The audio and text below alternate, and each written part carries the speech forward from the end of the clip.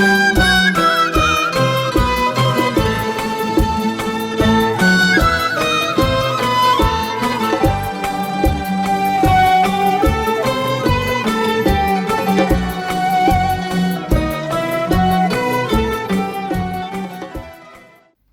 نوبتیه که در صحیفه 1000 کتاب معلومات میدهیم. کتاب عظیم بیضایف تحت عنوان مسئله های مبرم اصلاحات ساحه معارف.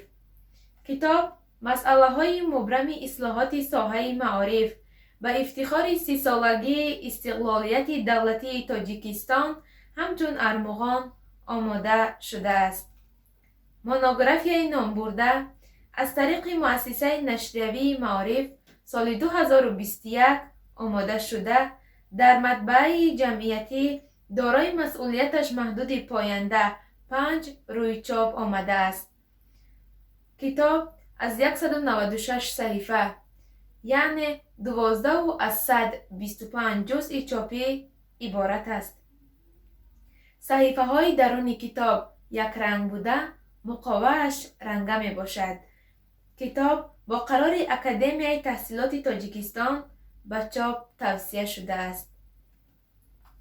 در مونوگرافیای مواد علمی و علمی متدی مؤلف وابسته به مسئله های گوناگون اصلاحات ساحه معارف از جمله صفت تحصیلات، مناسبت با صلاحیت به تعلیم، کتاب های درسی و ارزیابی آنها، تحصیلات فراگیر، تحصیلات عالی کسبی، مبلغ گذاری ساحه معارف، رابطه معارف با جامعه گرد آورده شده است.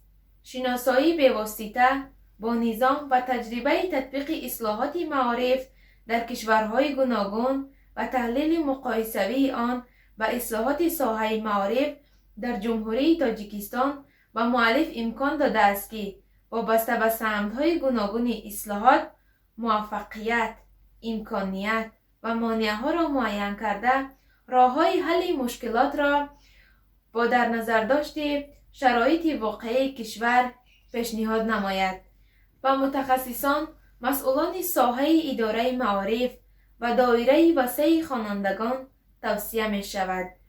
این بود معلومات مفصل در کتاب عظیم بیضایف تحت عنوان مسئله های مبرم اصلاحات ساحه معارف.